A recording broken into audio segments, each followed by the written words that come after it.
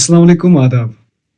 After almost 4 months हम फिर से वापस आए। I know it's being a long time, but honestly in these 4 months जिंदगी थोड़ी सी मैसी हो गई थी।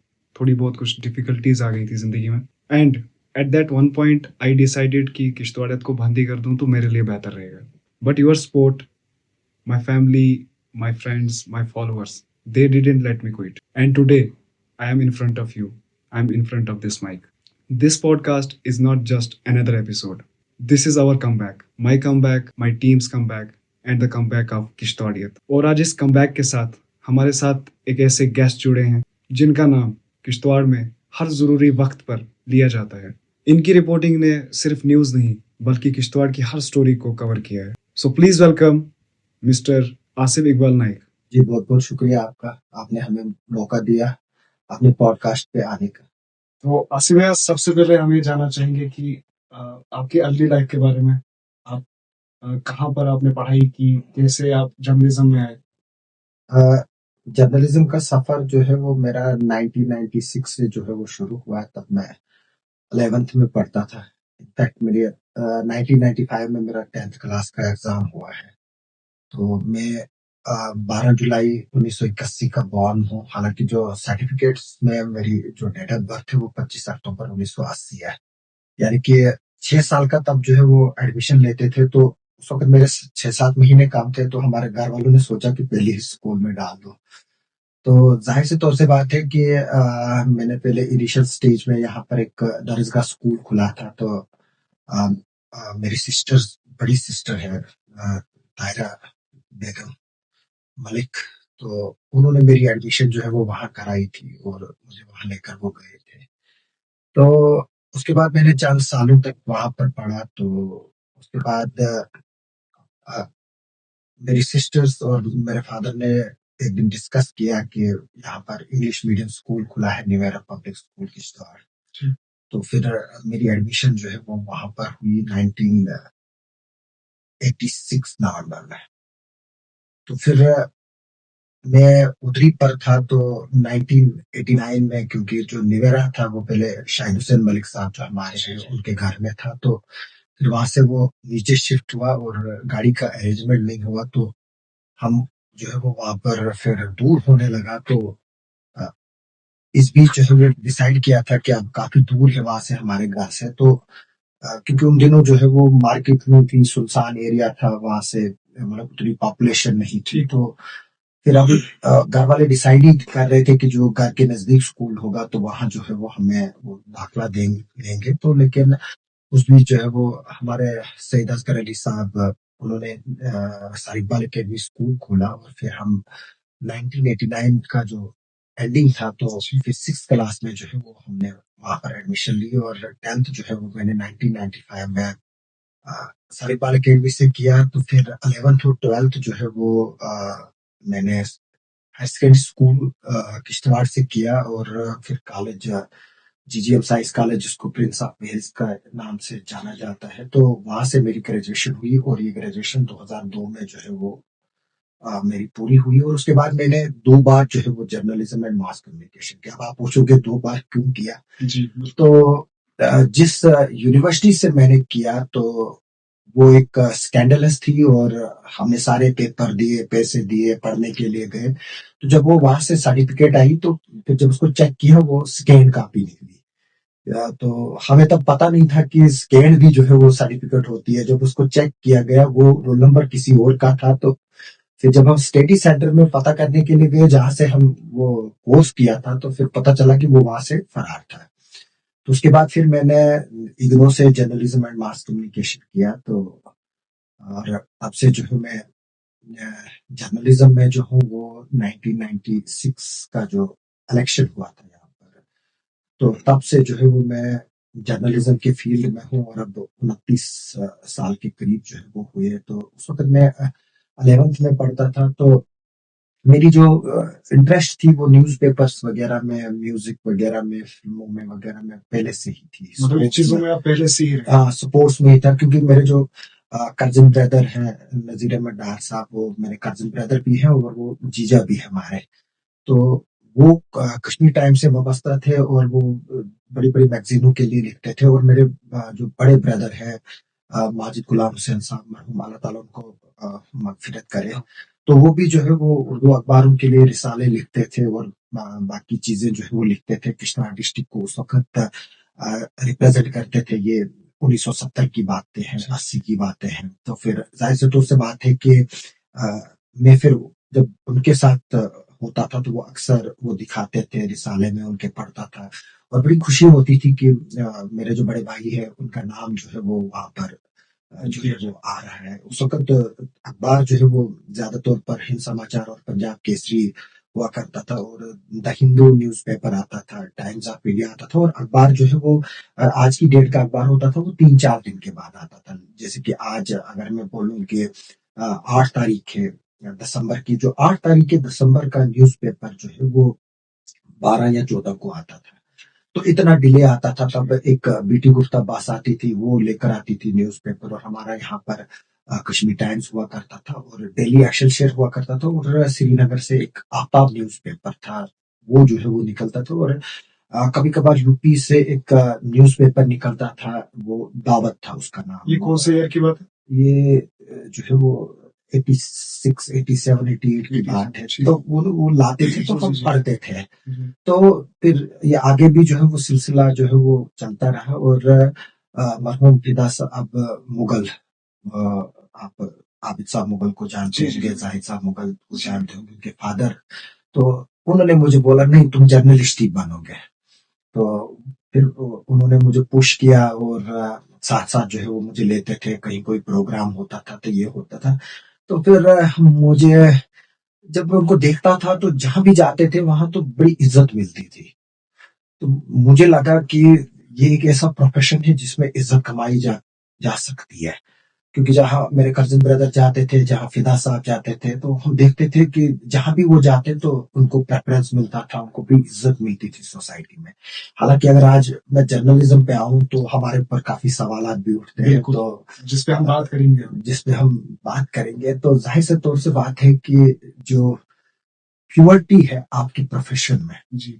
जब आप प्योर होंगे तो आप पर उँगलियाँ भी उठेंगी। लेकिन कुछ उँगलियाँ जो है वो लाज़िमन उठ रही हैं क्योंकि हम गलत हैं। तो आपने अभी खुद ही कहा कि आप 80s 90s के टाइम से आप इस सब में हैं। 96 90s के टाइम से।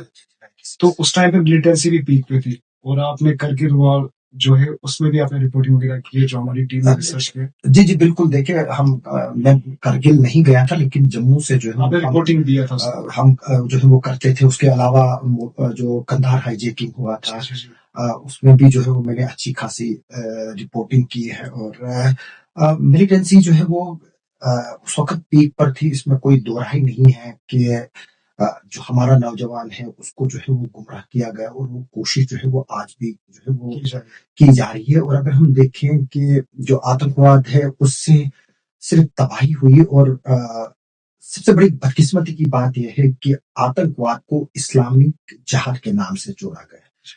अगर हम कश्मीरी पंडित्स की किलिंग देखें, अगर हम एक आम इंसान की किलिंग देखें, इसमें जो है वो 1 लाख से ज़्यादा मरे, जिसमें हमारे हिंदू भाई भी हैं, मुस्लिम्स भी मरे और जिन लोगों को मारा गया उनको ना एज़ ए हिंदू मारा गया, ना एज़ ए मुस्लिम मारा गया। जो मेरा बिलीफ है कि उनको एज़ ए आइडियोलॉजी मारा गया क्योंकि वो इंडियन आइडियोलॉजी में बिलीव रखते थे। तो ज़ाहिर-सी तौर से बात है कि हम देखते थे यहाँ पर जिस वक़्त मेरा 10th का और 11th और 12th का जब एग्ज़ाम हुआ, तो हार्डली जो है वो हमारे 20 दिन जो है वो स्कूल में पढ़ाई की होगी और पूरे साल भर में जो है वो ज़्यादा से ज़्यादा 30 दिन हमने पढ़ा होगा, स्कूल अटेंड किया होगा, क्लासेस अटेंड की होगी, तो हर रोज़ जो है यहाँ हड़तालें होती थी। तो उसका इम्पैक्ट जो है वो जब 12th में मैं चढ़ा तो मेरा जो है वो केमिस्ट्री का पेपर जो है वो रेपियर आ गया और फिजिक्स आ गया क्योंकि हमने जो है वो पढ़ा ही नहीं था। तो फिर जाहिर से तौर से बात है कि बायनअल में फिर हमने जो है वो ऐसे करके पास किया। हालांकि मेरी परसेंटेज जो है वो ज्यादा नहीं है। 10th में मेरे 46% नंबर है और 12th में 44% नंबर है। ग्रेजुएशन में मेरी 56% नंबर है, लेकिन वो ज्यादा आ सकते थे, लेकिन क्योंकि जिस कॉलेज से हमने पढ़ा तो जाहिर से तौर से बात है कि उस वक्त कोई वाली वारिस नहीं था। कि हमें जम्मू में आकर जो है वो हमारे जो वहाँ पर पढ़ाने वाले थे उनको पूछते कि हमें असाइनमेंट में क्यों नहीं नंबर दिए गए। मतलब 230 नंबर में से मेरे को 115 118 जो है वो तीनों सालों में मिले हैं, जबकि हमारे जो वहाँ के जम्मू के लोकल थे, ये मुझे अफसोस के साथ कहना पड़ रहा है कि उनके 230 में 210 215 नंबर हुआ करते थे। तो जाहिर से तौर से बात है, ग्रेजुएशन में मेरे 56% नंबर है, पीजी में मेरे को 65 के करीब आए। तो और साइंस कॉलेज एक ऐसी चीज है कि जहां पर आपको कोई शक नहीं कर सकता कि आपने नकल करके जो है वो पास किया होगा। ये किश्तवाड़ नहीं है। हालांकि जब हमारा पीरियड जब आया एग्जामिनेशन जो है, यहाँ पर वानी साहब थे भद्रवा से, वो कॉलेज के प्रिंसिपल आए थे यहाँ पर मास कॉपिंग का दौर था, क्योंकि पढ़ाई ही नहीं होती थी। कॉलेज में नकल चलती थी, स्कूलों में नकल चलती थी, लेकिन जब वो आए तो उन्होंने जो है वो उसको टोटली जो है क्रैश कर दिया। और अल्लाह के फजल से आज मैं आईएएस को लेक्चर्स देता हूँ, आईएएस से दोस्ती है, आईपीएस को जो है वो मैं बताता हूँ, मैं लोगों के साथ डिस्कशन करता हूँ। बड़े बड़े जो एलीट क्लास है, यहाँ तक कि चीफ सेक्रेटरी के लेवल तक के ऑफिसर से मैं उनके साथ बैठता हूँ और एक्सचेंज ऑफ थॉट्स होते हैं। और मुझे वहां पर कहीं भी नहीं लगता है कि मेरे पास को 45 या 46% या 44% जो है वो 12th में आए। लेकिन इतना गिला हमें जरूर है कि जो हमारे स्कूल के दिन थे वो जो है वो हड़ताल में जो है वो गुजर गए। और जाहिर से तो उससे बात है कि स्कूल से जुड़ी जो है वो काफी यादें होती है। आप जब आज भी आपको अपना कॉलेज याद होता होगा, जब भी आप फोटोग्राफ देखते होंगे या जिस इलाके से आपने पढ़ा होगा। अगर आज भी मेरे को कोई कैनाल रोड का नाम लेता है तो मुझे अपने कॉलेज के दिन वैसे ही याद आते हैं जैसे मैं वहीं पर बैठा हूँ। तो जाहिर से तौर से बात है कि आपने आतंकवाद को लेकर जो है वो सवाल पूछा, और मैंने अपने जर्नलिज्म के जरिए कोशिश की कि अपने नौजवानों को जो है वो इस गुमराही के रास्ते से जो है वो रोका जाए। तो फिर जो आतंकवाद है वो सिर्फ एक आतंकवाद ही नहीं रहा, ये फिर नार्को टेररिज्म में बदल गया। यानी कि जो अ, आतंकवाद है, आपने देखा, अगर आज आप गूगल में सर्च करके देखोगे तो इसमें नक्सल्स भी हैं, जो पिछले दिनों इन्होंने जो आईएसआई का रैकेट पकड़ा, उसमें हिंदू भी है, मुस्लिम भी है, सिख भी है। सब लोग जो है सिख्स के लिए जो है वो आजकल टर्म यूज की जा रही है, खालिस्तान निष्ठ जो है उनको यूज किया जा रहा है। बट अल्टीमेटली चाहे लश्कर हो, चाहे खालिस्तानी हो, चाहे टीआरएफ हो, चाहे हिजबुल हो, they all are terror organisations. तो जाहिर से तो से बात है कि आईएसआई एजेंट और टेररिस्ट में कोई फर्क नहीं है, they are doing the same job.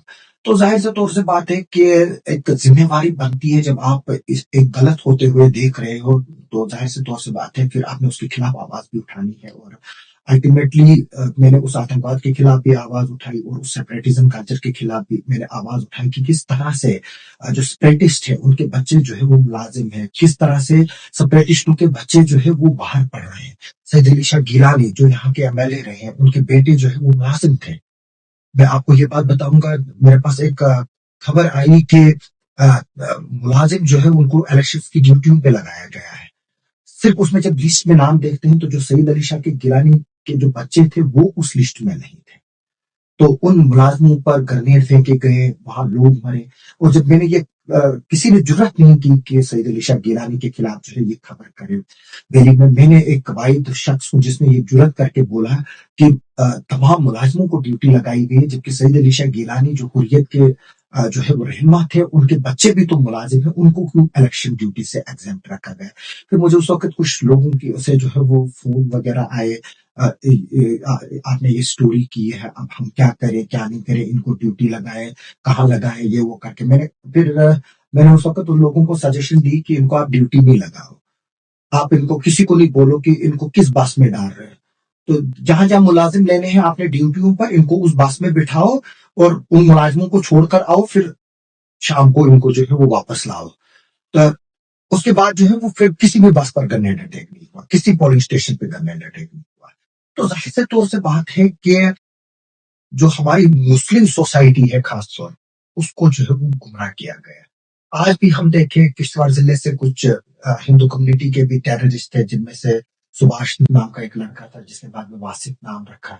तो उसका फादर जो है वो एक फौजी था। जब उसको सिक्योरिटी फोर्सेस ने एलिमिनेट किया, उसने फादर ने उसकी डेड बॉडी लेने से इनकार कर दिया कि ये टेररिस्ट है, ये मेरा बेटा नहीं है। तो जाहिर से तौर से बात है कि आप जब इस सिचुएशन से निकलोगे, जब आप हड़तालें देखोगे, जब आप आपका फ्यूचर जो है वो खत्म होगा। आज जो है वो लोग आईआईटी की तरफ देखते हैं, आईआईएम की तरफ देखते हैं। आप देखिए पाउडर कंस्टिट्यूएंसी में अगर आप बोलोगे कि नहीं जी आप सुनील शर्मा की जो है वो तारीफ कर रहे हैं, तो मैं परसों सुनील शर्मा के साथ जो है वो गल्हार गया, मैंने वहां देखा लोग जो है वो उसको हाई स्कूल मांग रहे थे, कॉलेज मांग रहे थे, मिडिल स्कूल मांग रहे थे, और मुझे हैरानी की बात हुई कोई जॉब कार्ड नहीं मांग रहा था उसको। जी आप देखिए केंद्रीय विद्यालय खोला गया जी नागसिनी में, जी पटियाला में जहाँ हेडक्वार्टर है केंद्रीय विद्यालय would be establishment, army goodwill school जो है वो खोला गया पहाड़ में, उसका उस पर जो है वो काम शुरू हो गया, लैंड एक्वायर किया गया। नव विद्यालय स्कूल जो है वो पलमाड़ में खोला गया। मुझे एलओपी ने कहा कि इंजीनियरिंग कॉलेज की, मैंने उनसे बात की और इंजीनियरिंग कॉलेज के लिए हाँ भी हो गई है। मुझे लग रहा है कि अगला जो सेशन होगा जो यहाँ का पॉलिटेक्निक कॉलेज है वहां पर इंजीनियरिंग की क्लासेस भी जो है वो शुरू होगी। मेडिकल कॉलेज की बात की और मेडिकल कॉलेज भी जो है वो आ रहा है, अगले 1 साल में मेडिकल कॉलेज भी आएगा। हालांकि बदकिस्मती की बात है, हमें ये चीज पहले मिलनी चाहिए थी। हमें कैंसर हॉस्पिटल दिया गया लेकिन आज तक जो है वो कैंसर हॉस्पिटल नहीं बना। कुपवाड़ा और किश्तवाड़ को कैंसर हॉस्पिटल दिया गया था तो वो बना नहीं। आज हम पॉलिटिकल शिकार हो रहे हैं, मजहब के नाम पर जो है वो सियासत चल रही है। तो सबसे बड़ी बात यह है कि हमें इस बात का जो है वो एतराफ करना चाहिए, चाहे वो हिंदू हो, मुस्लिम हो, सिख हो, ईसाई हो, बौद्ध हो, जैन हो, वी आर इंडियंस, जी बिल्कुल। We are one. क्या कभी आपको लाइफ थ्रेट मिला इस सब का, मतलब जैसे कि आप मिलिटेंसी के टाइम पे आप एक्टिव थे, तो इस पूरे लाइफ पीरियड में अभी तक आपको कोई लाइफ थ्रेट कुछ ऐसा है? कई बार मिली है, पाकिस्तान से मिली है, लोकली मिली है। मैं आपको एक इंसिडेंट सुनाता हूँ, ये है 1998 का।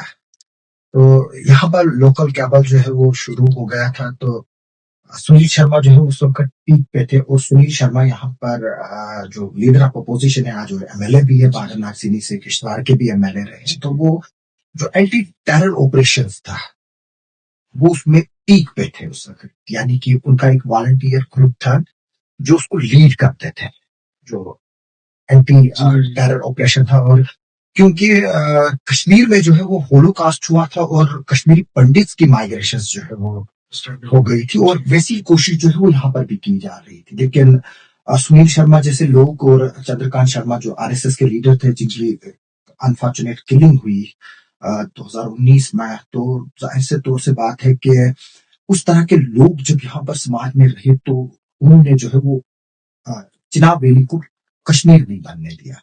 हालांकि जो एक्सोडस से कश्मीरी पंडित का वो आज भी जो है वो कश्मीरियत पर जो है वो एक ब्लॉट है। तो हमें इसके लिए खुशी की बात है कि किश्तवाड़ जैसी जगह और चिनाब वैली जगह से जिसका किश्तवाड़ हिस्सा है, वहां से कोई माइग्रेशन जो है वो उतनी हुई नहीं। हालांकि हमने देखा कि यहाँ से जो है वो काफी मुस्लिम्स भी माइग्रेट कर गए। यह नहीं है कि हिंदू कम्युनिटी के लोग माइग्रेट कर गए मुस्लिम्स के किश्तवाड़ से, लेकिन परमानेंटली नहीं किए, कुछ टाइम के लिए हुए कुछ टाइम के लिए हुए, लेकिन परमानेंटली जो है वो यहाँ से हुए नहीं। तो 1998 का वक्त था, तो सुनील शर्मा जी का मैंने एक इंटरव्यू किया, जो यहाँ का लोकल केबल था, तब नया नया खुला था, ये डिशेस वगैरह आए थे, तब स्टार स्पोर्ट्स चलता था, फिर ईएसपीएन आया था, और फिर जी सिनेमा चल रहा था, और यहाँ पर उस वक्त और कुछ पाकिस्तान के चैनल्स भी चलते थे, यहाँ पर पीटीवी चलता था। तो जाहिर से तौर से बात है कि केबल का नया नया रुझान था और हम नए नए थे उसमें। तो एक इंटरव्यू किया मैंने सुनील शर्मा का, जो डाक बंगलो किश्तवाड़ है। तो जब उसका इंटरव्यू जो है वो टेलीकास्ट हुआ, तो वो जो टेररिस्ट है, जो आतंकवादी है, उनको जो है वो पसंद नहीं आया, और यहाँ पर किश्तवाड़ टोन में इतनी आतंकवाद की प्रेजेंस थी कि उन्होंने यहाँ पे लोकल केबल नेटवर्क पर रेड करके जो है वो कैसेट जो है वो लेके गए। तो जाहिर से तौर से बात है कि मतलब वो जो आपने रिकॉर्डिंग्स वगैरह की थी, वो जब केबल टीवी पे टेलीकास्ट हुआ जी, तो 2-3 बार वो टेलीकास्ट हुआ, तो जो टेररिस्ट ऑर्गेनाइजर्स थे, जो सिंपथाइजर्स थे और जो टेररिस्ट थे, तो उनको जो है वो गवारा नहीं हुआ वो इंटरव्यू, और फिर उसमें जो है वो उन्होंने फिर वहां पर केबल टीवी में जो है वो रेड की। मैंने उस वक्त सुनील शर्मा से एक सवाल पूछा था कि जो मुस्लिम्स हैं, आपको जो है वो as a anti Muslim face जो है वो ट्रीट किया जा रहा है, और आपको as a anti Muslim face जो है वो देखा जा रहा है, और आप पर इल्जामात लगा जा रहे हैं कि आपके हाथ जो है वो मुसलमानों के खून से रंगे हुए हैं। हैं। तो सुनील शर्मा ने जो है वो वहां से ये जवाब दिया कि मेरे हाथ किसी भी मुसलमान के खून से रंगे नहीं है, मुसलमान उतने ही हमारे भाई हैं जितने हिंदू कम्युनिटी के हैं। अगर मेरे हाथ किसी के खून से रंगे हुए हैं, वो एक आतंकवादी और एक देशद्रोही के हाथ से रंगे हुए हैं हो सकते हैं, जो यहाँ के मुस्लिम और हिंदू को सिर्फ इस बात पर मारना चाहता है कि वो जो है वो हिंदुस्तान के साथ ताल्लुक रखता है। तो ये चीज जब सुनील शर्मा की जो है वो टेलीकास्ट हो गई, तो जाहिर से तौर से बात है कि एक हड़कंप जो है वो सोसाइटी में मच गया और एक तबका था उस वक्त। अगर हम देखें तो जो मस्जिदें हमारी है, जो इंस्टीट्यूशन है हमारे, जो लोकलिटीज थी, वहां पर जो है वो या तो टेररिस्ट के सिंपथाइजर उसका कंट्रोल था, या जो हुर्रियत थे जिनको हम तहरीक हुर्रियत कहते हैं, उनका जो है वो कंट्रोल था। तो जाहिर से तौर से बात है कि एक प्रोपागंडा भी चला, बाकी चीजें भी चले, और ये बात जो है वो सही है कि मुझे कई बार जो है वो थ्रेट्स भी मिली है और आज भी मिलती है। तो जाहिर से तौर से बात है कि देखिए, मैं आपको एक बात बताऊंगा, आप कोई भी काम करो, अगर आपको अपनी जगह शर्मिंदगी है कि आप जो है वो कोई गलत काम कर रहे हैं, तो आपको डर लगेगा। और जब आपके जहन में अल्लाह का खौफ नहीं होगा, तो आप डरोगे। मौत और जिंदगी जो है वो अल्लाह के हाथ में। आप मुझे बताइए, पहलगाम इंसिडेंट हुआ, कहां पर कुरान में ये लिखा हुआ है कि आप निहत्ते एक हिंदू को मारे और उसका मजहब पूछकर मारे? बिल्कुल बिल्कुल गलत था। तो उसको जो है वो उसी तरह से प्रोपोगेट किया गया जी। वहां पर आदिल भी मारा, जो एक हिंदू कम्युनिटी के इंसान की जान बचाते हुए जो है वो मारा। उसके अलावा यहाँ पर कौन सी इंसानियत कहती है कि एक बस जो है वो जम्मू के लिए जा रही है, उसको हस्ती के पास रोका जाता है और उसमें हिंदू कम्युनिटी के लोगों को उतार कर जो है वो उनकी लाइन बनाई जाती है और उनको मारा जाता है। आप मुझे बताइए, हाँ, ये 1995 की बात है, 14 अगस्त शायद था। अगर हम दूसरी तरफ देखें, ये नहीं है कि सिर्फ हिंदू कम्युनिटी के लोगों को मारा गया, मैं ये भी बता रहा हूँ कि जो आइडियोलॉजी इंडिया में बिलीव रखते थे उनको मारा गया। तो जाहिर से तौर से बात है, यहाँ पर तनवीर साहब मीर जो नेशनल कॉन्फ्रेंस के डिस्ट्रिक्ट वाइस प्रेसिडेंट थे, उनको मारा गया। तो क्योंकि उनको आतंकवादियों ने बोला था कि आप पाकिस्तान जिंदाबाद नारा लगाओ, उन्होंने इनकार कर दिया। ये बात जो हमारे MP सजाद अहमद किशलू साहब है, उन्होंने पिछले दिनों अपनी तकरीर में भी बताई थी कि सिर्फ उसने इनकार कर दिया और उसको जो फिर भी मार दिया। इसी तरह से हमारे लोन साहब जो है वो, जिनको जो है वो गुल्लोन साहब के नाम से जाने जाते थे, उनको मारा गया। हमारे यहाँ पर जो एगर साहब थे वार्बन से, उनको जो है वो मारा गया। तो जाहिर से तौर से बात है कि एक वक्त था यहाँ पर जो है वो जो टेररिस्ट थे और उनके सिंपथाइजर्स थे, उनकी तूती बोलती थी। लेकिन यहाँ पर जो है वो लोग उठे, उन्होंने आवाज उठाई और फिर गवर्नमेंट ने यहाँ एफर्ट्स किए और आज आप देख रहे हैं कि वो लोग कहीं नहीं है। तो जाहिर से तौर से बात है कि हम यहाँ पर जो इस वक्त सोकाल्ड जिहाद जो है जी, जिसको इस्लाम का नाम दिया जा रहा है, आप मुझे बताइए, जो दिल्ली में ब्लास्ट हुआ पिछले दिनों, डॉक्टर उमर, जिसको हम व्हाइट कॉलर बोलते हैं, आप मुझे बताइए कहाँ इस्लाम में सुसाइड जायज है? बिल्कुल किसी भी लिहाज से, किसी लिहाज से नहीं। तो वो जो है वो उसको लिंक करना चाहते थे। लेकिन अब बात क्या हो गई, वहां पर अब हिंदू भी निकले, मुस्लिम्स भी निकले, सब निकले। कुछ एक तबका है जो हमें यहाँ रिलीजियस के नाम पर जो है वो डिवाइड करने जो है वो चाहता है। तो उसको वो भी एक अलग लड़ाई है। क्योंकि देखिए, मैं आपको एक बात बताऊंगा, यहाँ पर बड़ी कोशिशें की गई बांग्लादेश जैसे हालात हो, श्रीलंका जैसे हालात हो, मालदीव जैसे हालात हो, नेपाल जैसे हालात हो, बिल्कुल, ताकि यहाँ कत्लो गारत हो। अगर ये बात मैं आपको बताऊंगा, अगर हिंदुस्तान को कोई चीज हरा सकती है, वो इंटरनल डिवीजन है और कम्युनल डिसहार्मनी है। दुनिया की कोई ताकत जंग करके हिंदुस्तान को नहीं हरा सकती।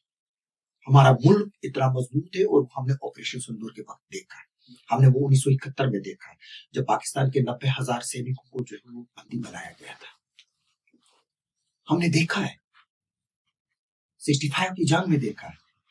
तो जाहिर से तौर से बात है कि इंसान को जो है वो समझने की जरूरत है। जब तक हम दीन जो है वो नहीं समझेंगे, आप मुस्लिम हो, आपका नाम आफाक जरकर है, इतना ही काफी नहीं है। आपको इस्लाम समझना चाहिए। आप जिस दीन से है, आपको उसका जो है पता होना चाहिए। इसी तरह से एक हिंदू कम्युनिटी में अगर कोई राकेश कुमार है या सुनील शर्मा है, उनका नाम ही सुनील शर्मा नहीं होना चाहिए, उनको अपने मजहब का भी पता होना चाहिए। जब तक हम मजहब नहीं पढ़ेंगे तब तक जो है वो सिर्फ फितने होंगे। जिस तरह से आज भी जो है वो कोशिशें की जा रही है। ड्रग्स जो है वो अफगानिस्तान से आता है और पाकिस्तान का जो नॉर्थ वेस्ट फ्रंटियर है वहां से आता है। ये कोई जूते चप्पल की फैक्ट्री नहीं है कि आप जो है इसको कहीं भी बनाओ। बिल्कुल आगरा की कोई फैक्ट्री नहीं है। ये जो है इसकी जो पैदावार है वो वहीं पर होती है, इसकी प्रोसेसिंग वहीं पर होती है। और वो कौन से कंट्री है जो अपने आप को इस्लामिक कंट्री बोलती है। बिल्कुल। और आगे से देखिए एक इंटरेस्टिंग बात ये है कि अगर आपके नेफेरियस डिजाइन नहीं है, आप मुझे बताइए इस वक्त जो कश्मीर में ड्रग्स चल रहा है, जो हमारे 15 लाख से ज्यादा नौजवान यहाँ पर ड्रग्स के शिकार है, जिनमें लड़कियां भी हैं, वो कौन है? उसमें ज्यादातर तो मुस्लिम है। अगर पाकिस्तान मुस्लिमों का हमदर्द है तो फिर वो ड्रग्स को क्यों यहाँ प्रिफरेज करा है? यानी कि पाकिस्तान को जो है वो जम्मू कश्मीर की जमीन चाहिए, जम्मू कश्मीर के लोग नहीं चाहिए। जो वो हमदर्दियां जता रहा है और इस वक्त भी इस्लामिक मुल्कों में जो है वो डुंडूरा पीट रहा है कि मुसलमान पर जुल्म हो रहा है। हिंदुस्तान में कहाँ जुल्म हो रहा है? मैं भी तो मुसलमान और आपके सामने ये सब चीजें बता रहा हूँ। हमारी सिक्योरिटी फोर्सेस से भी गलतियां हुई, इसमें कोई वो शक नहीं है। कुनन पोशा जैसे इंसिडेंट हुए, अगर हम देखें कि जो पंधामा जैसा इंसिडेंट हुए एक्शंस भी हुए। ये नहीं है कि आर्मी के मेजर्स पर जो है वो एक्शन नहीं हुए।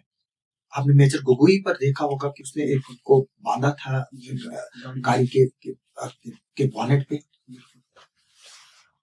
उसको डिसमिस किया गया सर्विस। ऐसे कई पुलिस ऑफिशियल्स पे, ऐसे कई आर्मी के ऑफिशियल्स पे जो है वो एक्शन हुए। क्यों नहीं हुए? Let there be equal condemnation of anything wrong. आप जो है वो हमारी फौजों को टारगेट करोगे, आप हमारे पुलिस वालों को टारगेट करोगे, लेकिन जो आप किलिंग्स कर रहे हैं, जो आप यहाँ पर, जैसे मैंने तनवीर साहब मीर का जिक्र किया, उनके जैसे है वो कई लोग हैं। जमील काट साहब को जो है वो मड़वा में मारा गया, कांग्रेस के लीडर थे हमारे हॉलर से। क्यों मारा गया? क्या कसूर था? अल्लाह ताला तो उनसे पूछेगा ना। कुरान में तो अल्लाह ताला फरमाता है कि अगर आप एक बेकसूर का कत्ल करते हो, मानिए कि आपने पूरी इंसानियत का कत्ल किया। यहाँ पर तो पाकिस्तान के नाम पर और जात के नाम पर तो कई बेकसूरों को जो है वो मारा गया। तो ये सब चीजें जो है वो आजकल के नौजवान को देखना है। IIT चाहिए, IIM चाहिए, आपको इंजीनियरिंग चाहिए, आपको डॉक्टर बनना है, या हड़तालें चाहिए। जो हड़तालें अब खत्म हो चुकी है, अब हड़ताल नहीं आएगी दोबारा। ये बात लिख कर लीजिए।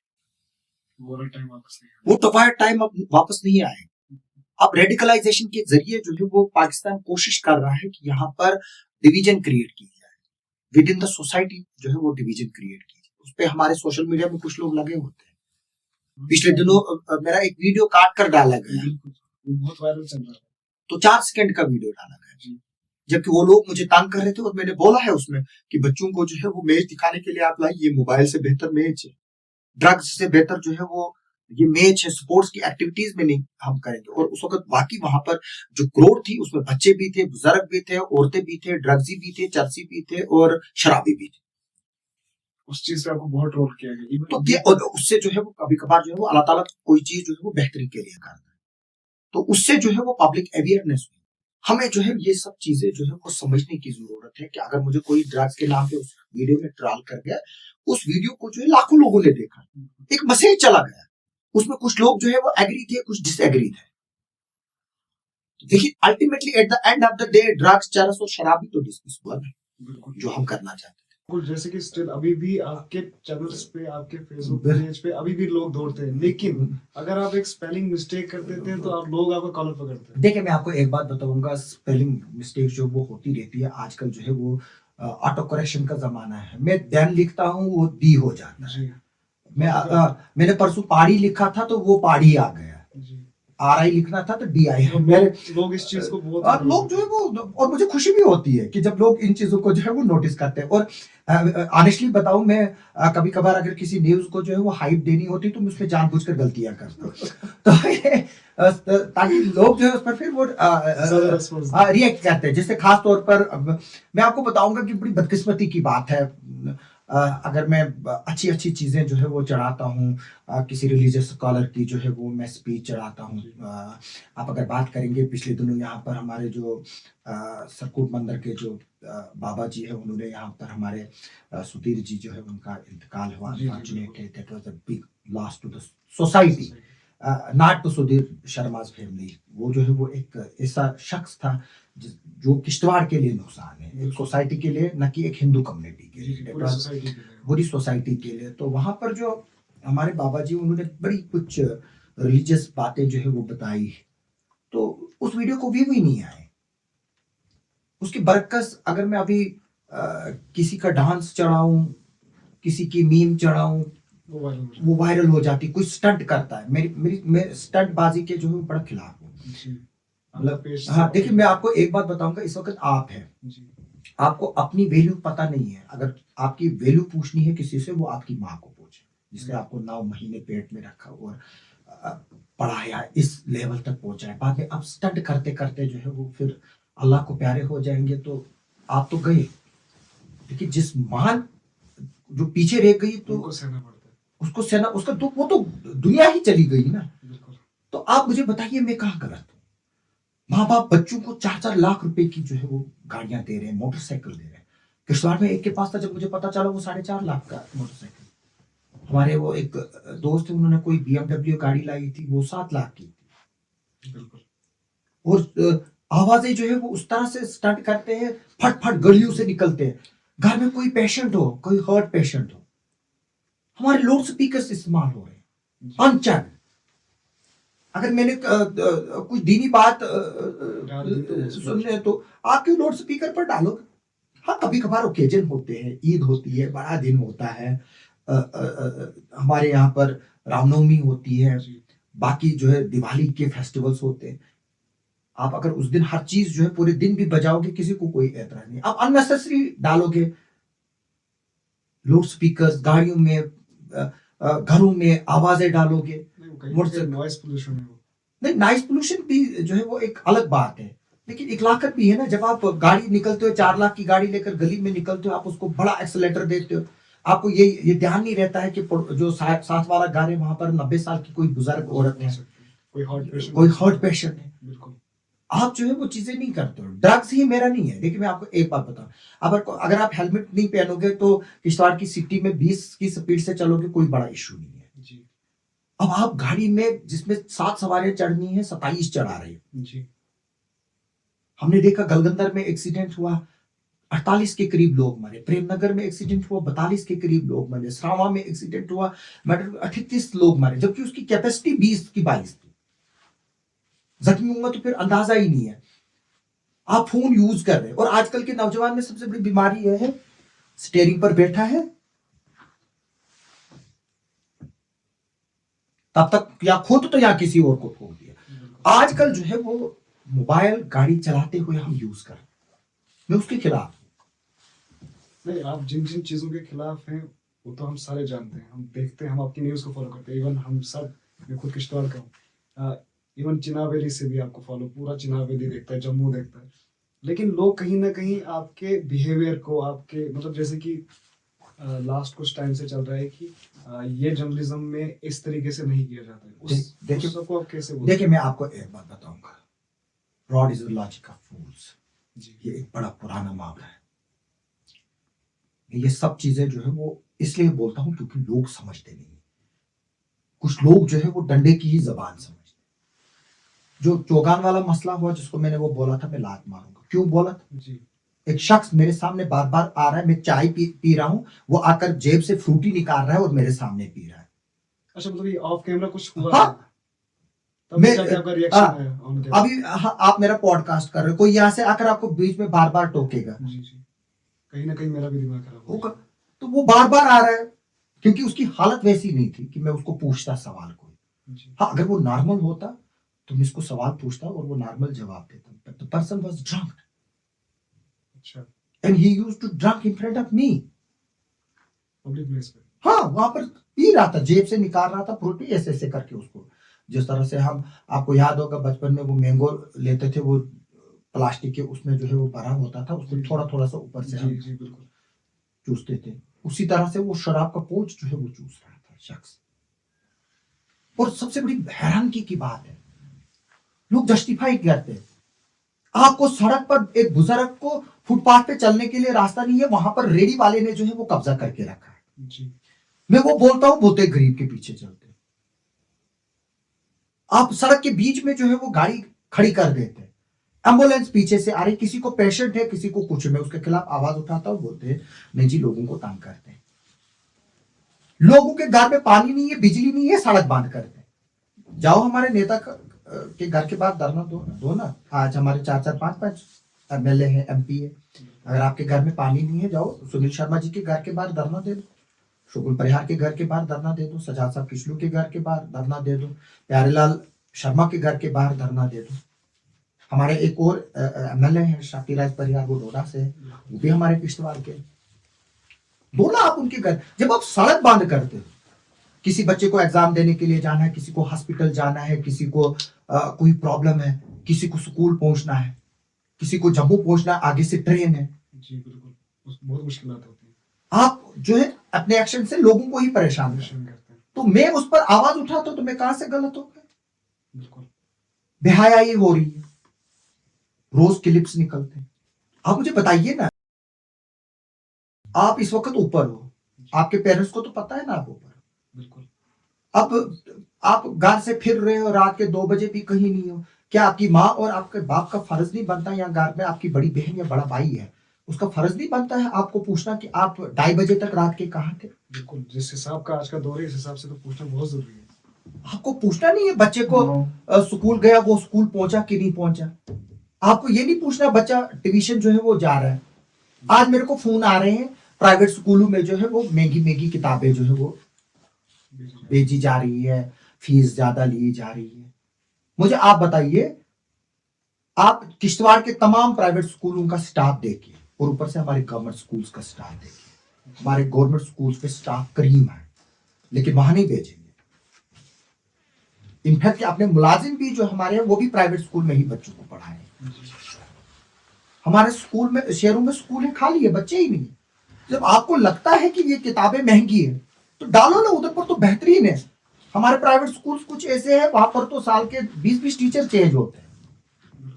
मैं आपके पॉडकास्ट के जरिए गवर्नमेंट से अपील करूंगा कि एक रेगुलेटरी बिल लाया जाए कि जो प्राइवेट स्कूलों में टीचर लगेंगे वो उनकी अपॉइंटमेंट जो है वो गवर्नमेंट पैनल्स चेक करना चाहिए। ये नहीं है कि कल हम डॉक्टर उमर नबी जैसे रेडिकलाइज शख्स को यहां पर लाकर किसी स्कूल में पढ़ाए और वो वही काम करे और हमारे को फिर बदनाम करे। हर एजुकेशन जो है वो बेसिक पिलर है। अगर आपको एक डॉक्टर गलत इलाज करेगा, आप एक सिंगल मरोगे, या मेरे को अगर कोई गलत इलाज करेगा डॉक्टर, में सिंगल मरूंगा। जो एक टीचर है वो फिर पूरी सोसाइटी को पोल्यूट करेगा अगर वो गलत होगा। तो इसलिए जो है इसमें एक लॉ आना चाहिए, एक स्क्रूटनी होनी चाहिए। ये नहीं है कि मैं स्कूल खोलूंगा, जिसको मर्जी आए, मैं 8वीं पास को लाऊं, 12वीं पास को लाऊं। एक प्रोसीजर बनना चाहिए। और दूसरी बात, सबसे बड़ी बदकिस्मती की बात है, जैसे मैंने क्लिप्स की बात की, ड्रग्स की बात की, माँ बाप को पता है। कुछ माँ बाप जो है वो बच्चों को घर में ही ड्रग्स लेकर देते हैं। उनको पता है कि ये एडिक्टेड है, वो घर में हंगामा करता है, बाकी चीजें करता है, बोलते दुनिया को पता नहीं चलना चाहिए, इसलिए घर में ही लेकर देते। ये नहीं कि उसको पुलिस के पास ले, पुलिस से मदद मांगे। उसको लगता है कि बाहर किसी को पता नहीं है मेरा लड़का ड्रग एडिक्ट है या मेरी बेटी ड्रग एडिक्ट है, बाहर सबको पता है। मैं जाता हूं, मैंने कई लोगों को बोला, उसमें से दर्जनों लोग बाद में मर भी गए। तो इसका सोल्यूशन क्या है उन पेरेंट्स? सोल्यूशन देखो, मैं आपको एक बात बताऊंगा। आज आपके पास पैसे कमाने के लिए वक्त है, दूसरी के घरों पर नजरें रखने के लिए वक्त है। आपकी बेटी कहां जा रही है वो पता नहीं है, आपका बेटा कहां जा रहा है वो नहीं पता। मेहलेदार की बेटी और बेटा कहां जा रहा है वो पता है आपको। दूसरी मेहलेदार को फोन करके सुनाओगे फलानी की, मेरी मेहलेदार की बेटी है, वो बाजार में फिर रही थी, अपनी कहां है उसको पता नहीं है। हमें एक रिस्पॉन्सिबल सिटीजन बनने की जरूरत है। हमारे मोहल्लों में मस्जिदें बन रही हैं, इमाम ही नहीं है, मंदिर हर जगह बन रहे हैं, पुजारी ही नहीं है। किस लिए हैं ये लोग? ये जो मंदिर और मस्जिद है उनका क्या तस्वुर है? ड्रग्स सबसे बड़ी प्रॉब्लम है जी। ये चीजें वहां पर डिस्कस करनी है। मोहल्ले कमिटीज, जो मस्जिद कमिटीज है, मंदिर कमिटीज बनानी है। ताकि आप अपनी कम्युनिटी में और अपने मोहल्ले में जो है वो ये नजर रखे कौन बाहर का आया है। हमारे मोहल्ले में कोई लड़का तो ड्रग्स नहीं कर रहा है। खलील साहब पोस्टवाल यहाँ पर एसएसपी थे, उन्होंने एक बात बताई थी कि अगर आपको लगता है कि आपके मोहल्लेदार का लड़का जो है वो ड्रग्स कर रहा है और अपनी आंखें आप बंद करोगे, आप लोग गलत हो। एक वक्त आएगा वो आपके घर में जो बच्चे हैं उनको भी अपने लपेटे में। अगर आज आपके मोहल्ले में कोई आ रहा है और आपके बच्चों को ड्रग्स दे रहा है, आपके बच्चे मीन्स आपके पड़ोसी के बच्चे, आपके बच्चे को नहीं दे रहा है, आपके पड़ोसी के बच्चे को दे रहा है, आप ये बात जान लीजिए कि आज वो पड़ोसी के बच्चे को दे रहा है, अगर आपने उसको रोका नहीं, कल वो तुम्हारे बच्चे को भी दे रहा है। तो जाहिर से तौर से बात है कि आज हर मोहल्ले में मस्जिद है, हर मोहल्ले में मंदिर है, क्यों ना कमिटीज बनाई जाए इस चीज को जो है वो रोकने के लिए। जैसे कि मैं बता दूं, वेमेटली में बता रहा हूं, सेक्स और जो ड्रग्स ट्रेड है ये कंबाइन है। जो क्लिप्स निकल रहे हैं वो इसका एक हिस्सा है। हमारे नौजवान जो है वो प्लेजेस और फन कर रहे हैं और साथ में उसको जो है वो रिकॉर्ड भी कर रहे हैं। We called it criminal intimidation. इसको रोक लगाने की जरूरत है, इस पे पर्चे लगाने की जरूरत है। और मैं हैरान होता हूं कि अगर किसी की इस तरह की एक्सप्लॉयटेशन होती है तो वहां पर जो है वो माँ बाप खामोश रहते हैं कि बदनामी होगी, पर्चे नहीं देते, एफआईआर के लिए सामने नहीं आते।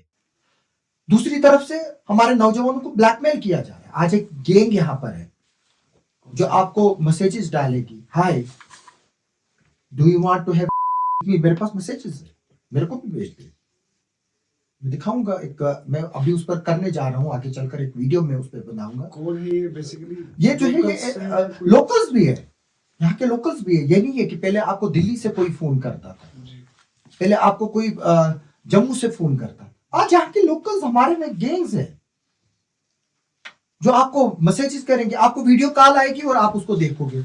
जब तक आप देखोगे तब तक आगे से जो है वो लड़की अपना वो डोंट करेगी।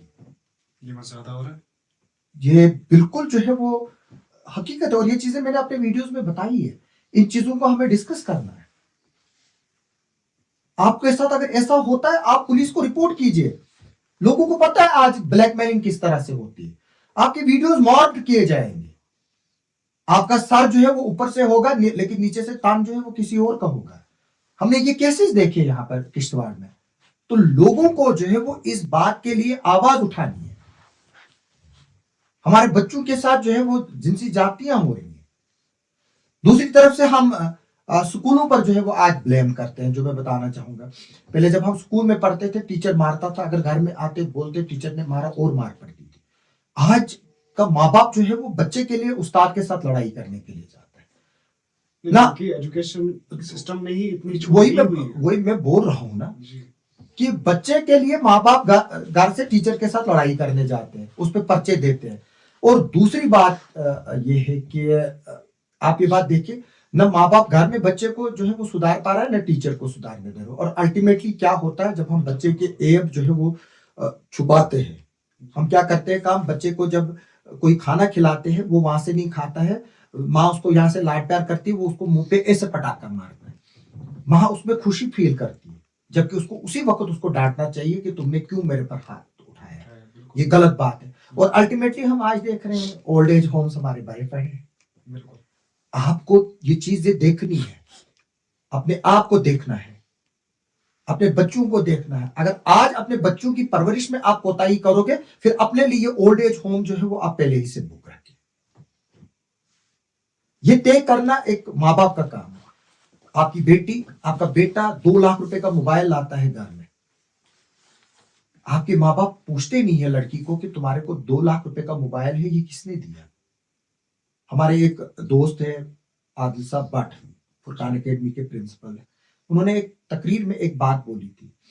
जब बच्चे ने कुंडी बंद की अंदर से और वो किचन में खाना खाने नहीं आया, माँ बाप के साथ खाना खाने नहीं आया, माँ बाप के साथ बैठने नहीं आया, भाई बहन के साथ बैठने नहीं आया, और घर में कमरे के अंदर गया और कुंडी बंद कर ली, आप समझिए कि कुछ गड़बड़ है। बच्चों के लिए आप अच्छी तालीम दीजिए, उनको अच्छे स्कूलों में पढ़ाइए, दीनी तालीम के लिए भेजिए। हम जो है वो साइंस, मैथ, फिजिक्स पढ़ाने के लिए लाखों रुपए टीचर को देंगे, लेकिन कुरान, गीता, संस्कृत, इन चीजों के लिए नहीं। आप अरबी पढ़ने के लिए बच्चे को नहीं भेजोगे, वहां पर आप 500 रुपए नहीं दोगे। हमारे मौलवियों की भी गलतियां है। अगर आप बच्चे को मौलवी के पास साहब के पास पढ़ने भेजते हो, महीने में वो 20 दिन एब्सेंट रहता है। बिल्कुल। तो ये चीजें जो है वो देखने की जरूरत है। रिलीजियस एजुकेशन जो है वो इंसान को इंसान बनाती है। आप देखिए गीता में कहा कोई चीज गलत बताई गई, आप पढ़िए ना, आप कुरान में पढ़िए, क्या कोई रिलीजियस जो है वो कोई गलत चीज बताता है? कुछ भी, दोनों इंसानियत के लिए तो दरस है ना। जी। तो ये चीजें हमें देखनी है। हमें अपने बच्चों को जिस मजहब में हम हैं सिर्फ नाम ही का नाम नहीं रखना है, रमेश कुमार, राजेश कुमार, आसिफ इकबाल, आफाक जर, उस पे काम भी करना। जिस रिलीजियस को आप फॉलो कर रहे हैं वो बच्चों को आप पढ़ाओ, और ये जिम्मेवारी माँ बाप की है। तो क्या आपको लगता है कि अभी के टाइम पर सेक्स स्कैंडल्स और जो मतलब नशा वगैरह किश्तवाड़ में हो रहा है, ये दोनों बहुत लेवल पे अभी हाई चल रहा है? जनाब अली, मैं बता रहा हूं कि जब एक लड़की ड्रग्स का शिकार होती है तो उसको फिर वो ड्रग्स लेना है। आपको इतनी जो है ना, जो ये आपका जो माचिस की तीली होती है उसका बाल की तरह होता है, जो फायर बाल होता है, उतने के करीब का ड्रग्स जो है वो आपको 5,000 6,000 में मिलेगा। यानी कि सिंगल डोज जो है वो आपको 4,000 से 5,000 में मिलेगा। तो आप या तो घर से चोरी करोगे, तो यहाँ जो है वो फिर आप मजबूर होगे, या आप उसकी सेल करोगे। फिर जब आपको 10 लोगों को सेल करोगे फिर आपको वो दिया जाएगा, क्योंकि ये ऐसी लत है कि जब तक आप इसका मेडिकल इलाज नहीं कराओगे तब तक आप जो है वो इसको लेते ही रहेंगे। तो मैं आपको बता दूं, आज किश्तवाड़ पुलिस ने एक बड़ा केस जो है वो क्रैक किया। एक शख्स जो है वो गाड़ी यहाँ से चोरी करता है, उसको कबाड़े में बेचता है, और कबाड़े से जो पैसे आते हैं उसमें जो है वो ड्रग्स खरीदता है और ड्रग्स के साथ पकड़ा जाता है। 2 पर्चे लगे। कबाड़ में बेचता है? हाँ, गाड़ी यहाँ से चोरी लेता है, जी जी। उसको कबाड़े में बेचता है बटोर जाकर। अच्छा। फिर वहां से जो है वो चिट्टा खरीद कर लाता है, खुद के लिए भी और बेचने के लिए भी। उसमें 2 पर्चे लगे, एक तो चोरी का लगा है पहले, दूसरा अब चिट्टे में लगा हुआ है। तो ये पर्चे लगने के बाद भी ये लोग बाहर आते कैसे? देखो मैं आपको एक बात बताऊंगा, ये एक कानून का प्रोसीजर है। जी। पुलिस का काम जो है वो कोर्ट में मुलजिम को पेश करना, वो जज साहब की का परव्यू है, वो जज साहब की जुरिडिक्शन है, क्योंकि लॉ जो है वो हर एक को चांस देता है। तभी तो पब्लिक सेफ्टी एक्ट का इस्तेमाल हो रहा है। जी।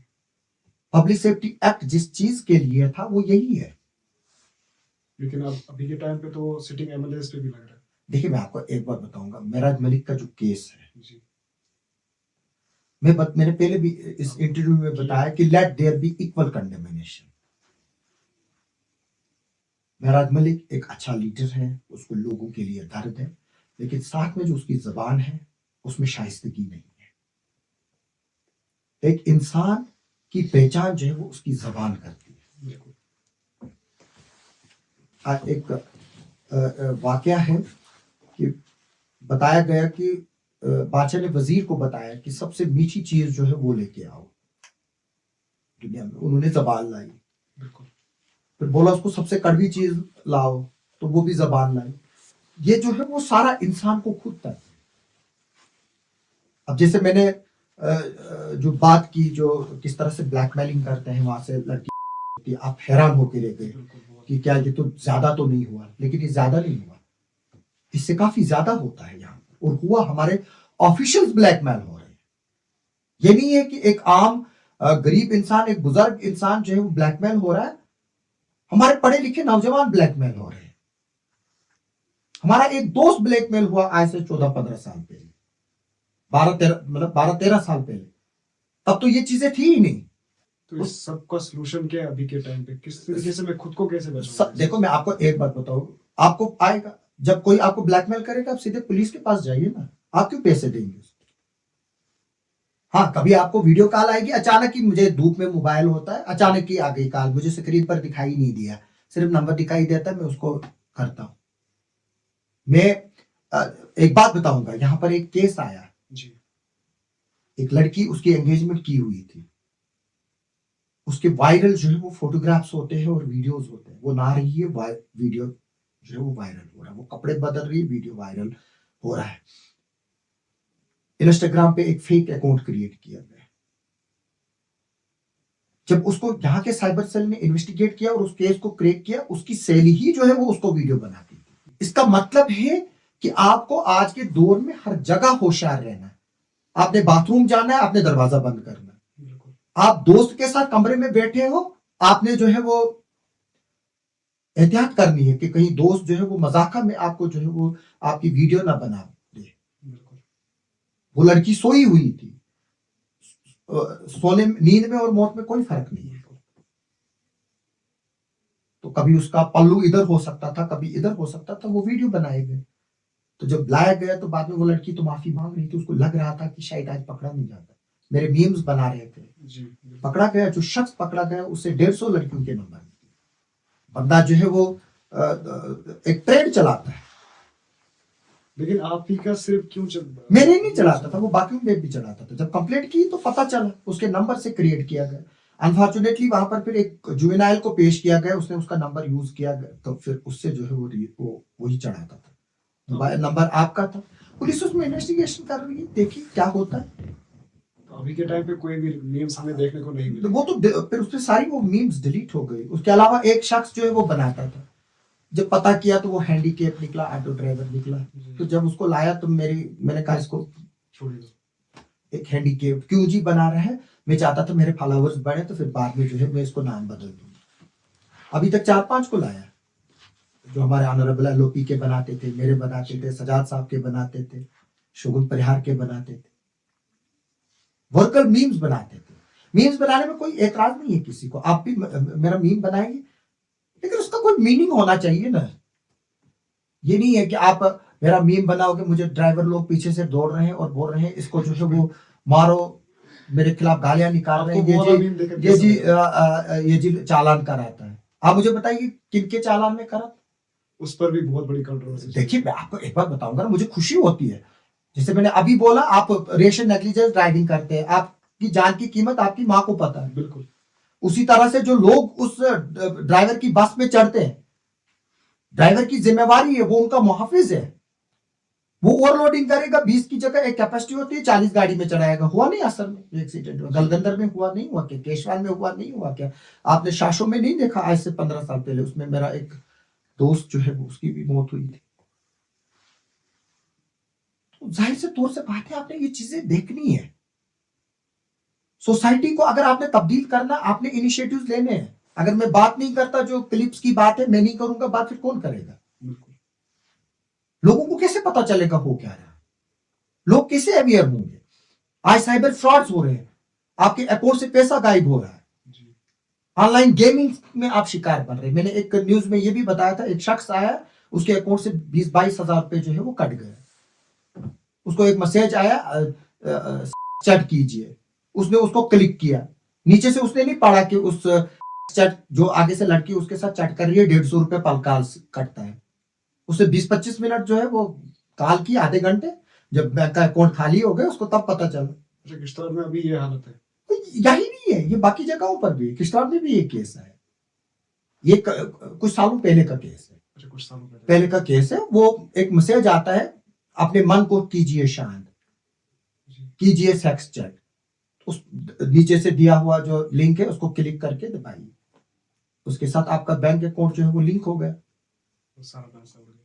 आपने उसमें दे दिया तो उसको पता ही नहीं चला 150 रुपए पर मिनट है कॉल, 150 रुपए, 180 रुपए, डिफरेंट चार्ज। लास्ट कुछ हफ्ते पहले एक न्यूज चली थी आपके पेज से, जिसपे आपने लिखा था कि तेरा बाप मर जाएगा अगर तू ये कॉपी पेस्ट कॉपी करे। वो जो है, देखो वो कॉपीराइट जो आपने अपना देखिए मैं आपको एक बात बताऊंगा, ये सब चीजें जो होती है ना, कभी कभार इंसान को जो है, काफी लोग जो है वो मजबूर करते हैं। मुझे किसी से एतराज नहीं है अगर मेरा कंटेंट कोई चुराता है, मुझे कोई नहीं है। प्लेगरिज्म अगर यहाँ पर होता तो मैं करोड़पति होता। फरीद जकरिया CNN के थे, तो उन्होंने एक लाइन अपने आर्टिकल में जो है वो किसी और की ली थी और उसमें रेफरेंस नहीं दिया था, उसको जो है वो एडिटोरियल डेस्क से ही हटाया था। फरीद जकरिया वो जर्नलिस्ट है CNN इंटरनेशनल का, जो हमारे प्राइम मिनिस्टर के लेवल के कद के पॉलिटिशियंस का, ब्यूरोक्रेट्स का इंटरव्यू करता है, और उसका साल का पैकेज जो है वो 500 करोड़ की सैलरी होगी। आप अंदाजा लगा सकते हो कि कितने बड़े कद का जो है वो जर्नलिस्ट है, इंटरनेशनल जर्नलिस्ट है। मुझे यहाँ कोई नहीं है एतराज उठाएगा। उसमें क्या किया था काम, मैंने एलओपी साहब का एक इंटरव्यू चलाया था, उन्होंने सुनील शर्मा जी ने सजाद साहब किशलू को लेकर एक टिप्पणी की थी एमपी राज्यसभा को लेकर। उन्होंने उस फ्रेम में से मुझे हटाया है, खुद का लाया है, साथ में एलओपी साहब हैं, वो जैसे उन्हीं को इंटरव्यू दे रहे हैं, जैसे आप और मैं पॉडकास्ट कर रहे हैं, आपको एलिमिनेट करके दूसरा बंदा जो है वो आपकी जगह आ रहा है, वो मुझे सवाल पूछ रहा है और वो मैं कर रहा। उन्होंने उसमें से मुझे ही काट कर, ठीक, तो मुझे उसमें गुस्सा आया। आप क्यों किसी की क्रिएटिविटी को जो है वो चोरी करोगे? इस वक्त आप मेरे को पॉडकास्ट ले रहे हो, तो कल आप इसके व्यूज को ही देखकर जो है वो आपको फ्रेम से बाहर निकालेगा और अपने पेज पर सिर्फ मुझे जो है वो दिखाएगा, तो आपको कैसा उस वक्त लगेगा? तो जाहिर से तौर से बात है, वो मैंने लिखा पोस्ट, उसमें मुझे कोई वो नहीं है, क्या वो मुझे कोई नहीं है वो करके, I never feel apologetic for that. क्यों करेगा कोई मेहनत किसी की, लेगा क्यों? आप अपना कंटेंट क्रिएट करो ना। आज हम सोशल मीडिया हॉकरिज्म का नाम यूज करते हैं। पहले जब अर्ली डेज में हम आए थे टीवी जर्नलिज्म, हमें पैदल जाना पड़ता था, वीडियोस बनाते थे, फिर टेप होती थी, वो बस स्टैंड सुबह 4-3 बजे पहुंचना पड़ता था, फिर वहां पर बीटी गुप्ता वाले को या मनप्रीत होती थी, यहाँ जनाब ट्रेवल्स की एक बस आती थी, उसके कैलेंडर के पास देनी थी, फिर आगे चल के जम्मू जो है वो फिर फोन करते थे, वहां बंदा लेके आता था, वो कैसेट लेके जाता था, फिर वहां से न्यूज वीडियो काट कर उसको जो है वो वीसेट के जरिए जो है वो चैनल्स में भेजी जाती थी। आज थोड़ा आप आज व्हाट्सएप यूनिवर्सिटी पे आप दस्ती एडिट करके फेक न्यूज भी डालते। आज वो वक्त ही नहीं रहा कि हम न्यूज को जो है वो वेरीफाई करें। आज हम ब्रेकिंग के पीछे गए। ये सब चीजें हैं। कम्युनिकेशन का आप एआई का इस्तेमाल करो, अच्छे के लिए करो ना, मेडिकल फील्ड में करो, बाकी चीजों में करो। ये नहीं है कि आप एआई का इस्तेमाल करके किसी को बदनाम करने के लिए वो चीजें करो। आपको कॉल आएगी, आप बाथरूम में हैं, आपको क्या पता रिकॉर्डिंग हो रही, आपने वो उठा लिया कभी कभी, क्योंकि आजकल इंसान जो है वो बाथरूम में भी फोन ले लेता है। बिल्कुल, आप मोहतात रहो। जब आप ये आपके हाथ में जो ये आप मोहतात रहो, उस वक्त इसके इस्तेमाल जिस वक्त आपके हाथ में, मोहतात रहो। ये आपको देख रहा है, अगर ये आपको देख रहा है इसका मतलब है कोई और भी देख रहा है। तो जब ये सब चीजें होती हैं, जब आप कपड़े बदलते हो, जब आप बाथरूम जाते हो, इन चीजों को जो है वो नजर रखो। आप बाथरूम में बैठो, नहा रहे, अचानक आपको कोई दोस्त कॉल करेगा, वो वीडियो कॉल थी, आपकी आंखों में साबन थी, आप ऐसे कर रहे हो, कॉल आई तो आपने उठाई। अवॉइड करना है ना, लेकिन वो उठाना ही नहीं उसको, उठाना ही क्यों? मतलब मैं तो नॉर्मल कॉल में उठाऊं। हाँ, तो वही वीडियो कॉल तो जाहिर से तौर से बात है। जिस तरह से आज के दौर में हम एक केस आया मेरे पास, 14 साल का बच्चा जो है वो ड्रग्स बेच रहा है। आप क्या करोगे उसको? पुलिस क्या करेगी? उसको जुवेनाइल बोर्ड लेना है, उसको जुवेनाइल ऑफिसर के पास पेश करना, और माँ बाप जो है वो बच्चों से भिजवा रहे हैं, और उनको जो ड्रग पेडलर्स हैं उनको पता है कि इनके ऊपर एक्शन नहीं होगा, मतलब ये फायदा उठाया जा रहा है। मेरे को फोन आ रहा है, शक्तिनगर एरिया में एक बच्चा जो है वो ड्रग्स बेच रहा है। मैंने कहा मैं करूं क्या, मैं थोड़ा कोई अथॉरिटी हूँ। मैंने उसी वक्त उठाकर चाइल्ड प्रोटेक्शन ऑफिसर को फोन किया, मैंने उसी वक्त पुलिस को इंफॉर्मेशन दी कि आप ही इसका सोल्यूशन देखो, आप मुझे बताओ ऐसे जो करेगा तो करेगा क्या। तो जाहिर से तौर से बात है कि सोसाइटी को जो है वो ब्रॉडर विजन से सोचना है।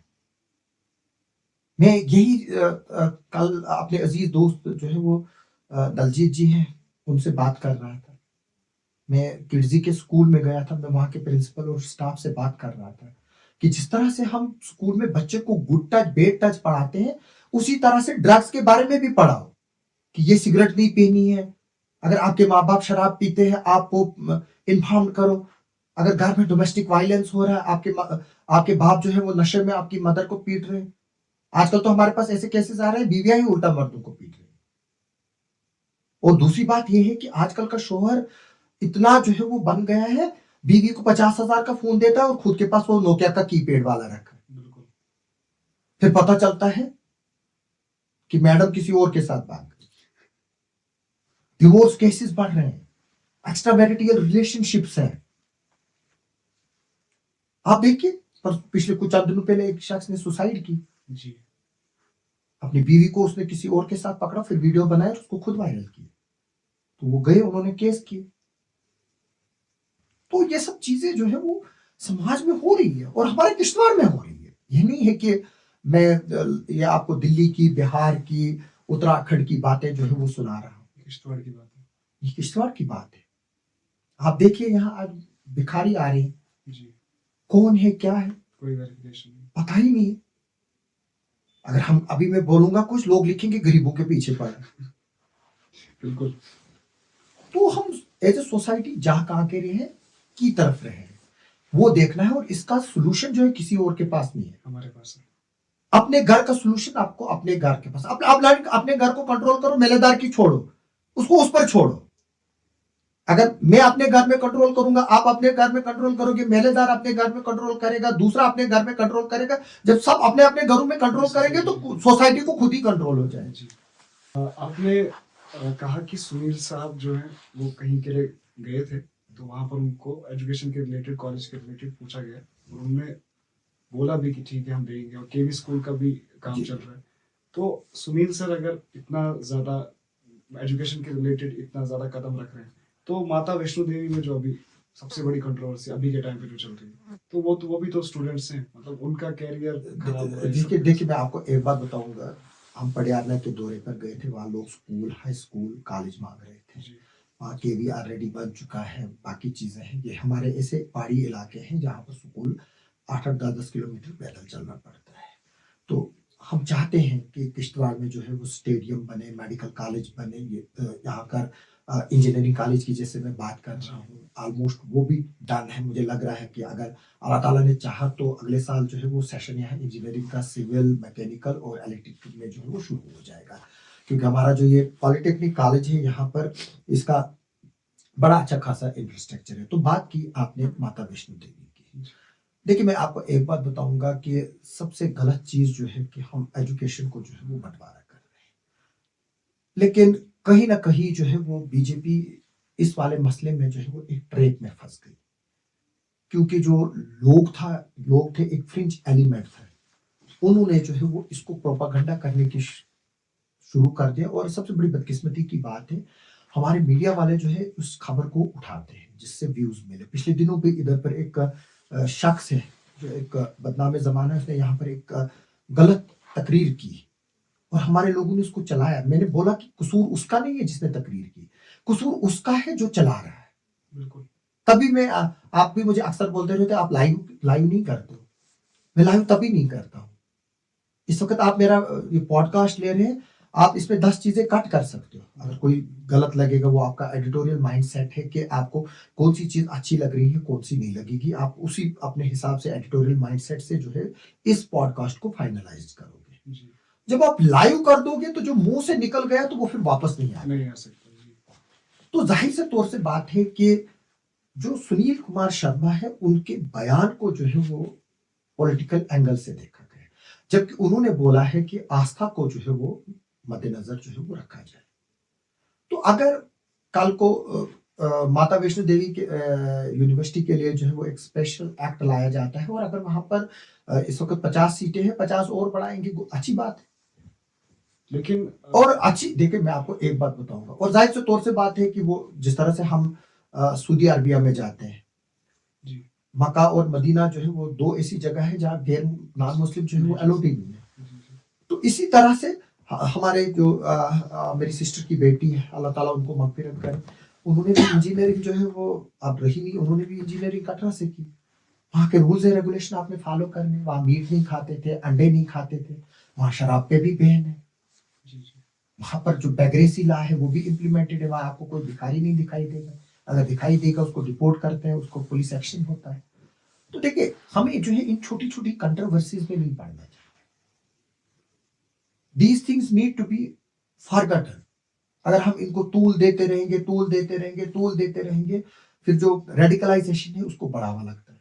जैसे मैंने पहले ही बताया कि जो डॉक्टर उमर का मसला क्या है, वो एक रेडिकलाइजेशन है, उसको रेडिकलाइज किया गया है और वो बेवकूफ रेडिकलाइज हो गया, और उसकी वजह से जो और जो बाकी, और वो एक बड़ी थ्रेट है जी। पढ़ा लिखा इंसान जब रेडिकलाइज्ड हो रहा है, इसका मतलब है कि सोसाइटी में कहीं ना कहीं जो है वो गड़बड़ है और उस चीज को जो है वो दुरुस्त करने की जरूरत है। उसके लिए एक कम्प्रिहेंसिव पॉलिसी लाने की जरूरत है गवर्नमेंट को, जो डी रेडिकलाइजेशन है उसको किस तरह से जो है वो टारगेट्स अचीव किए जाए। तो जो ये सुनील शर्मा का जो ये बयान है, जो ये बोल रहे हैं, वो कुछ और बोल रहे हैं, उसको एक नया एंगल दिया गया, नया एंगल दिया गया। उन्होंने बोला कि वहां पर आस्था को भी जो है वो कंसिडर किया जाए, उसमें कोई नहीं है, वो मेरिट को चैलेंज नहीं कर रहे हैं। जो मेरी उनसे बात हुई, वो मैंने उनको पूछा भी, बिल्कुल हमारा भी अभी कंसेप्ट हाँ, क्लियर हो गया, तो बहुत सारे लोगों का भी हो। उन्होंने जो है वो बोल, देखिए कई इंस्टीट्यूशंस हैं जहां पर एक पर्टिकुलर कम्युनिटी को जो है वो एक जो है वो रिजर्वेशन है, लिंगायत है जी। आप देखिए कर्नाटका में उनको रिजर्वेशन से, मुस्लिम्स को 4% रिजर्वेशन थे। तो अगर उनकी आस्था है, माता वैष्णो देवी जो है वो, वहां पर वो लोग जाते हैं, हम इज्जत करते हैं उसके नाम की, लेकिन हम वहां पूजने तो नहीं जाते ना, तो वो उनकी आस्था है। क्योंकि मेरा मजहब मुझे सिखाता है कि आप हर मजहब की इज्जत करो। कुरान में बताया गया है, लकुम दीनुकुम वली दीन, आपको अपना दीन मुबारक, उनको अपना दीन मुबारक। मुझे इज्जत करनी है उनकी। अगर मैं उनके दीन की इज्जत नहीं करूंगा, इसका मतलब कि जो अल्लाह का हुक्म है मैं वो बजा नहीं ला रहा। तो जाहिर से तौर से बात है कि इन चीजों से जो है वो हमें ऊपर उठना है और इन चीजों को जहां मिले उधरी दबाना है, इनको तूल नहीं देना है। और जाहिर से तौर से बात है कि जो वहां पर बच्चे हैं उसमें जो सिलेक्ट हुए हैं वो मेरिटोरियस है। 43 आए हैं 50 में। आज भी हम देख रहे हैं एसटी कैटेगरी मिली है पार्डर को, कल 24 बच्चे जो है वहां पर पुलिस में सिलेक्ट हुए हैं। उधर पर 13 के करीब की 11 के करीब जो है वो पिछले एक साल में नीट में गए, जो एसटी शेड्यूल सेकंड मिला हुआ है उनको, पार्टी के लोगों को। तो अच्छी बात है। तो अगर वैष्णो देवी कॉलेज में करें, अगर इनको अपने हिंदू कम्युनिटी के नाम पे रिजर्वेशन करनी है तो करें। मेरा सिर्फ इतना ही कंसर्न है, ये नहीं कि किसी शख्स को 500 नंबर आएंगे और वहां पर हिंदू कम्युनिटी के बंदे को 150 ही नंबर आएंगे तो वो उसको मेडिकल में एडमिशन, उसका एक मिनिमम क्राइटेरिया रखो कि एक अगर 600 नंबर है, 600 में से जिसको 400 आएंगे उसी को सीट मिलेगी। अगर 400 नहीं आए तो 400 से ऊपर जो है 50 में से अगर 20 ही आए, आप 20 को एडमिशन दे दो, 30 सीटें वेकेंट रखो, वो अगली बार फिर एंट्रेंस करो। ये नहीं है कि आप 550 वाले नंबर को जो है वो मेरिट के बेस पे सीट नहीं दोगे, 50 जिसको आएंगे या 100 आएंगे उसको दे दो। तो जाहिर से तौर से बात है कि हमारा मुल्क जो है वो एक इस वक्त ट्रांसफॉर्मेशन के जो उसमें है। हम जंगों की बातें कर रहे हैं, हमारा मुल्क रोज जंग लड़ रहा है।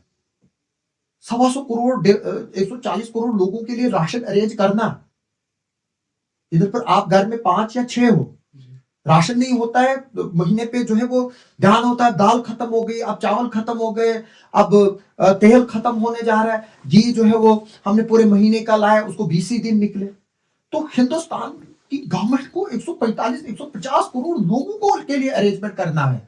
ये बहुत बड़ी जंग है, 3 टाइम का दिन में खाना।